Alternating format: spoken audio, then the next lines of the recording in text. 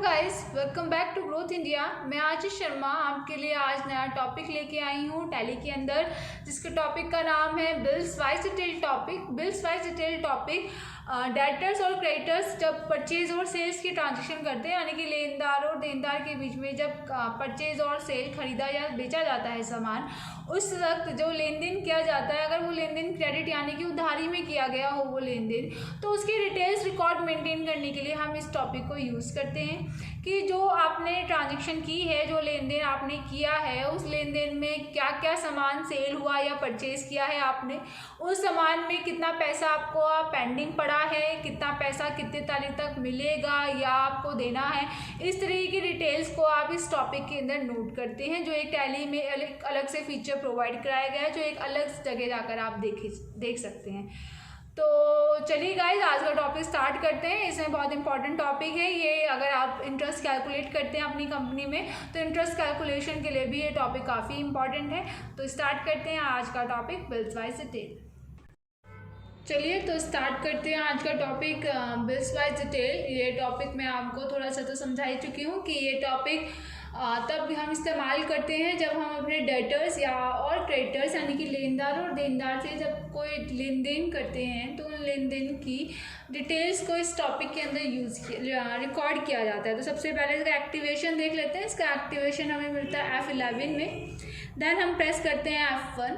F1 press करने के बाद यहाँ पर आपको टॉपिक दिखाई दे रहा है maintain bill wise detail topic.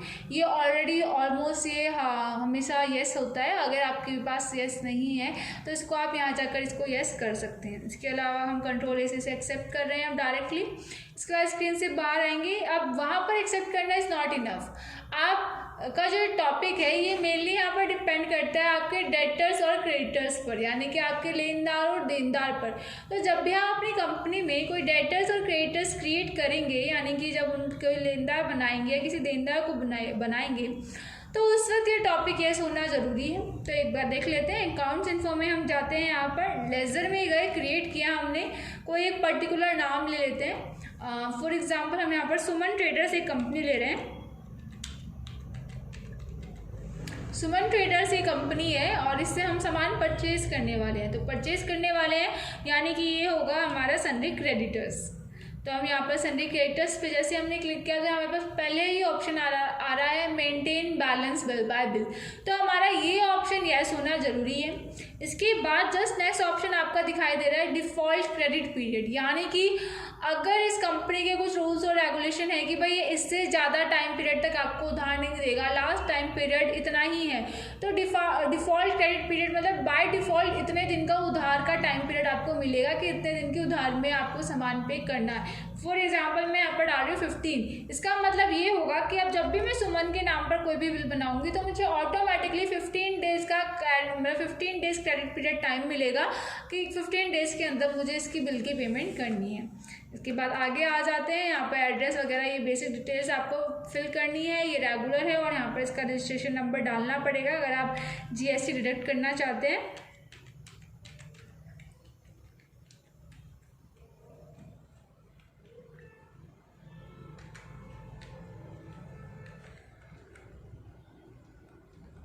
यहाँ पर ये हमारा क्रेडिटर एक्सेप्ट हो चुका है। एक डेटर्स बना लेते हैं हम। डेटर्स में सेल कर लेते हैं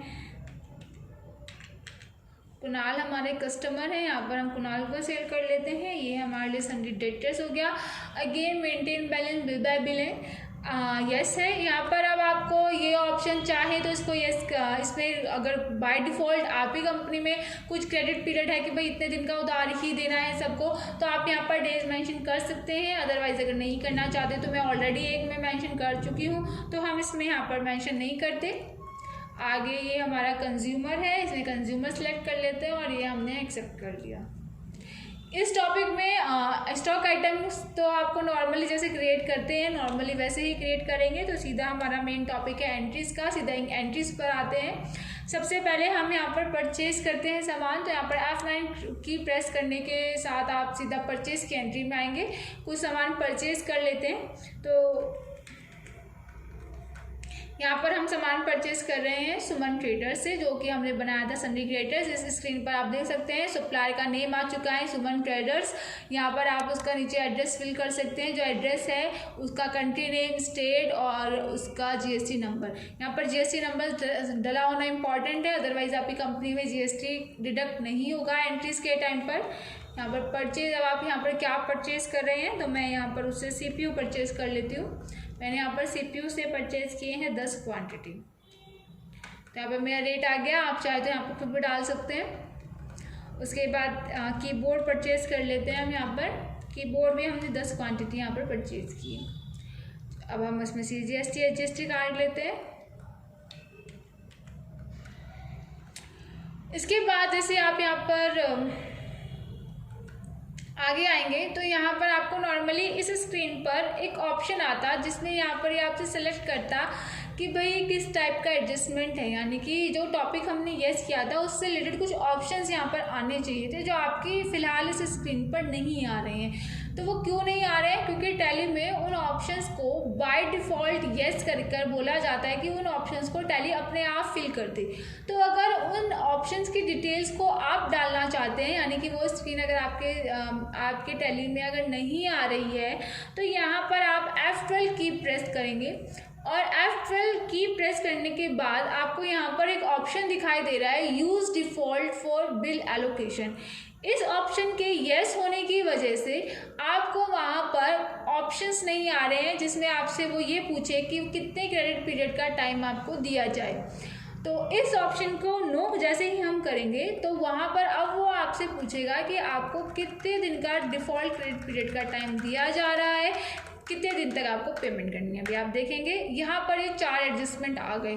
ये ऑप्शंस इससे पहले नहीं आ रहे थे क्योंकि इससे पहले ऑप्शन ये था कि डिफ़ॉल्ट टैली अपने आप इस स्क्रीन को फिल कर दे। अगर आप चाहते हैं कि इस स्क्रीन को आप अपने टाइप से फिल करें तो आप वहाँ पर जाकर, जैसे मैंने अभी ऑप्शन नो किया है, तो आप भी जाकर इस ऑप्शन को वहाँ जाकर नो कर सकते हैं। तो it's all up to you कि आप इस ऑप्शन को किस तरीके से यूज़ करना चाहते हैं। तो आगे बात करते हैं। यहाँ पर हमारे पास 4 एडजस्टमेंट हैं। इन चारों एडजस्टमेंट को एक बार समझा देते हैं।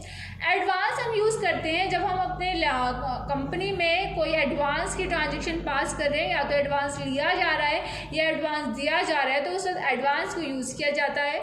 अगेंस्ट रेफरेंस जब किसी पुराने लेन देन से संबंधित बात की जाए कि भाई पहले बिल बना था, आज उसकी पेमेंट हो रही है, पहले एडवांस दिया था इसलिए आज सामान खरीद रहा हूँ, तो दैट इज़ हम पहले ही ट्रांजैक्शन की स्टार्टिंग कर चुके हैं, अब उस ट्रांजैक्शन को कंप्लीट किया जा रहा है, तो वो आता है अगेंस्ट रेफरेंस। न्यू रेफरेंस यानी कि जब आप कोई नया लेन देन स्टार्ट कर रहे हैं तो वो एक नया लेन देन है, तो दैट इज़ न्यू रेफरेंस। और ऑन अकाउंट यानी कि जब आपको डिटेल्स रिकॉर्ड नहीं करनी है तो आप उसको ऑन अकाउंट में डाल सकते हैं। तो ये एक नया लेन देन हमने सुमन ट्रेडर्स से अभी किया है, एक नया बिल हमारा सुमन ट्रेडर्स से बन रहा है, तो ये न्यू रेफरेंस का पार्ट है। नेम में आप चाहे तो नेम लिख सकते हैं, सुमन ट्रेडर्स लिख सकते हैं, सुमन ट्रेडर्स का बिल है तो सुमन ट्रेडर्स 1-2 लिख सकते हैं, बट यहाँ पर बाय डिफ़ॉल्ट आपका बिल नंबर आएगा, जो बिल नंबर सुमन ट्रेडर्स ने आपको बनाकर दिया है, ताकि आप इजीली रिकॉग्नाइज कर पाएँ, इसको इजीली पहचान पाए कि ये जो डिटेल्स है ये कौन से बिल से रिलेटेड डिटेल्स हैं। तो यहाँ पर हम इसको एक्सेप्ट कर लेते हैं। अब बात करते हैं कि ये डिटेल्स आपको इन फ्यूचर में अगर आप देखना चाहें इस डिटेल को, तो ये डिटेल्स आपको कहाँ जाकर दिखाई देगी। तो एस्केप कर हम स्क्रीन से बाहर आएंगे। यहाँ पर हम जाएंगे डिस्प्ले में। डिस्प्ले में जाने के बाद आपको स्टेटमेंट ऑफ अकाउंट पे जाना है। स्टेटमेंट ऑफ अकाउंट्स में जाने के बाद आपको पहला ही ऑप्शन आउटस्टैंडिंग का, यानी आउटस्टैंडिंग मतलब जो पहले पेंडिंग पड़ा है, तो अभी हमारा जो बिल हमने बनाया है वो पेंडिंग पड़ा है, तो यहाँ पर आउटस्टैंडिंग में जाकर हम क्लिक करेंगे। तो हमने आउटस्टैंडिंग में परचेज़ किया है अभी तक, तो परचेज़ का मतलब ये हुआ कि मुझे पैसा पे करना है। तो यहाँ पर आपको जो ऑप्शन दिखाई दे रहा है पहला है रिसीवेबल, मतलब जो रिसीव करना है, तो रिसीवेबल में तो कुछ नहीं है, मुझे पैसा पे करना है, तो यानी कि जो बिल मैंने अभी बनाया है वो मुझे पेबल में दिखाई देगा।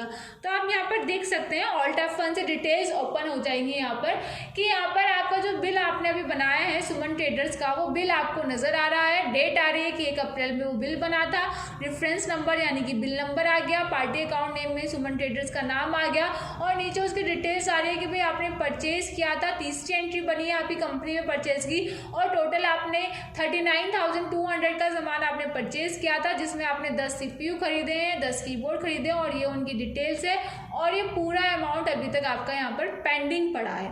यहाँ पर आप डेट चेंज कर सकते देख सकते हैं। फॉर एग्जांपल हम तो अभी 1/4 को ही देख रहे हैं। अब मैं जो डिटेल्स हैं ये मैं 1/5 को देख रही हूँ। फॉर एग्जांपल मेरी टैली में 1/5 स्टार्ट हो चुका है, तो आपको यहाँ पर ये भी दिखाई देगा कि भाई ओवर ड्यू बाय डेज 15 दिन ओवर हो चुके हैं। मैंने जब ये एंट्री बनाई थी तो मैंने वहाँ पर मेंशन किया था कि सुमन ट्रेडर्स मुझको 15 दिन का टाइम देगा पेमेंट करने के लिए। तो यहाँ पर 15 दिन और 1 मई आ गया है, तो यानी कि 15 दिन ओवर हो चुके हैं, मैंने अब तक इस बिल की पेमेंट नहीं की है।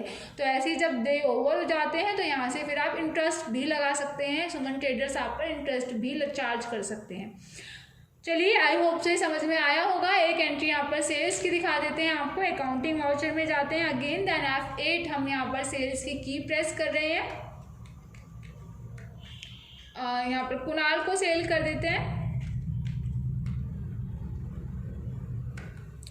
सेल्स का लेजर।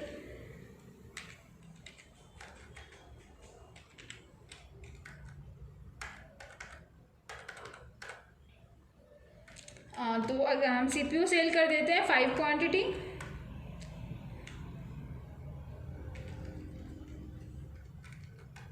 और कीबोर्ड सेल कर देते हैं 5 क्वांटिटी। देन हम GST डिडक्ट करेंगे इसमें, CGST एंड SGST। अभी आपसे ऑप्शन पूछ रहा है, तो ये पूछ रहा है कि कौन सा लेन देन है। अगेन कुणाल का हमारा पहला बिल है, तो दैट इज नया बिल है, तो न्यू रेफरेंस। नेम में यहाँ पर पूछा है, तो आप चाहें तो बिल नंबर दे सकते हैं। कुणाल का नाम लिखना चाहते हैं तो कुणाल का नाम लिख सकते हैं। अब ये आप याद करें कि कुणाल के टाइम पर हमने डिफॉल्ट क्रेडिट पीरियड वाली स्क्रीन जो थी वो खाली रखी थी, तो इसकी वजह से ये आपसे पूछ रहा है कि आप कुणाल को पेमेंट करने के लिए कितने दिन का समय दे रहे हैं। तो आप कुणाल को यहाँ पर जितने दिन का भी समय दे रहे हैं वो डेट आपको यहाँ पर मेंशन करनी है। डेट या फिर डेज आप दोनों मेंशन कर सकते हैं। तो मैं यहाँ पर कुणाल को पेमेंट करने के लिए 20 दिन का समय दे रही हूँ। 1 अप्रैल को मेरी एंट्री पास हो रही है, यानी कि कुणाल के पास लास्ट तारीख है 21 तारीख तक का समय है। कुणाल को 21 तारीख तक मुझे मेरे 25,760 रुपीज़ मुझको ये देने पड़ेंगे। एक्सेप्ट कर लेते हैं। एक बार इसकी डिटेल्स ही हम एस्केप करके आपको दिखा देते हैं। डिस्प्ले में जाते हैं, स्टेटमेंट ऑफ अकाउंट में, आउटस्टैंडिंग में, रिसीवेबल। अब हमें पैसा रिसीव करना है, तो रिसीवेबल में Alt F1 पे गए, यहाँ पर इसकी डिटेल्स आ गई कि कुणाल को सेल किया 5 CPU 5 कीबोर्ड आपको दिखाई दे रहे हैं। Alt F2 में जाते हैं, डेट चेंज कर लेते हैं। अब हम यहाँ पर 1/7 को देख रहे हैं फॉर एग्जांपल, तो 1/7 के हिसाब से 71 डेज ओवर हो चुके हैं। आपको यहाँ पर दिखाई दे रहा है कि 71 डेज ओवर हो चुके हैं। कुणाल ने मुझको अब तक पेमेंट नहीं की है, तो यहाँ पर मैं चाहूँ तो अगर कुणाल के ऊपर इंटरेस्ट भी चार्ज कर सकती हूँ। आई होप से इतना समझ में आ गया होगा। लास्ट टॉपिक को फटाफट से फिनिश करते हैं। अगर अब हम पुराने ट्रांजेक्शन से बात करते हैं कि अगर यहाँ पर ये पेमेंट करें, जैसे कि अभी मैंने इनको अब क्या करना है, मैंने सुमन को जो बिल बनाई थी उसकी पेमेंट करनी है, तो पेमेंट में मैं कैश पेमेंट कर देती हूँ। मैं कैश पेमेंट कर रही हूँ सुमन को, तो सुमन को इसमें अगेन मेरे पास यहाँ पर नॉर्मली जो है बिल का ऑप्शन आना चाहिए था कि मैं सुमन को यहाँ पर किस पेमेंट कौन से बिल की पेमेंट कर रही हूँ, क्योंकि अगेन बाय डिफ़ॉल्ट वाला ऑप्शन जो है वो येस है, उसको नो करना पड़ेगा। जो वो ऑप्शन नहीं आ रहा था उसको येस करते हैं कि वो ऑप्शन क्यों नहीं आ रहा है। तो उसके लिए यहाँ पर आपको क्या करना है, डबल टाइम F12 प्रेस करना है, 2 बार F12 दबाना है। यहाँ पर आप देखेंगे pre allocate bills for payment receipt Contra voucher, यानी कि यहाँ पर अपने आप ही एलोकेट कर देगा वो बाद में कि भाई कौन से बिल की पेमेंट हो रही है। तो इस ऑप्शन को यहाँ पर नो किया गया है। इस ऑप्शन को येस करना है कि भाई वो हमें बताए कि हम कौन से बिल की यहाँ पर हम पेमेंट कर रहे हैं। तो जैसे ही हम इस ऑप्शन को येस करेंगे तो इसका रिफ्लेक्शन आप देखेंगे कि जैसे ही हम सुमन ट्रेडर्स पे गए, यहाँ पर अब वो हमसे पूछ रहा है कि भाई कैसी पेमेंट है, कौन से बिल की पेमेंट है। तो हम सुमन ट्रेडर्स को पुराने बिल की पेमेंट करें तो अगेंस्ट रेफरेंस अब ये आपके पास ऑप्शन लेके आ रहा है कि भाई सुमन ट्रेडर्स के नाम पर एक ही बिल है 7894 का पेंडिंग बिल, जो 1 अप्रैल को बना था 39,200 का बिल है और पूरा पेमेंट बाकी है। तो अगर आप पूरे बिल की पेमेंट कर रहे हो तो यहाँ पर बिल पर सेलेक्ट कर यहाँ पर आप अमाउंट ऑटो फिल हो गया। अगर आप इसका एक छोटा सा पार्ट पे कर रहे हो तो आप यहाँ पर अमाउंट को चाहो तो ऑल्टर भी कर सकते हो। तो हम पूरे बिल की पेमेंट कर रहे हैं और इसको एक्सेप्ट कर लेते हैं। तो इसका रिफ्लेक्शन अभी हम जाएंगे कि डिस्प्ले में गए, हम दोबारा से स्टेटमेंट्स ऑफ अकाउंट्स पे गए, आउटस्टैंडिंग पे गए, अभी हमने पेबल पे पेमेंट कर दी है। तो आप देख सकते हैं कि यहाँ से वो बिल हट चुका है, क्योंकि अब हमारे पास कुछ भी आउटस्टैंडिंग नहीं है, कुछ भी पेंडिंग नहीं है। तो सेम यहाँ पर कुणाल के साथ भी होगा। आई होप सो आपको ये टॉपिक समझ में आया होगा। समझ में आया तो प्लीज़ लाइक शेयर ज़रूर कीजिएगा। कुछ समझ में नहीं आया तो कमेंट सेक्शन में बता सकते हैं। इसमें मैंने अभी एडवांस के टॉपिक की बात नहीं की है, तो अगर आप एडवांस को जानना चाहते हैं तो अच्छा सा कमेंट जरूर कीजिएगा, ताकि मैं एडवांस और ऑन अकाउंट जो मैंने 2 टॉपिक क्लियर नहीं किए वो मैं अपनी नेक्स्ट वीडियो में क्लियर कर दूँ। Thank you so much.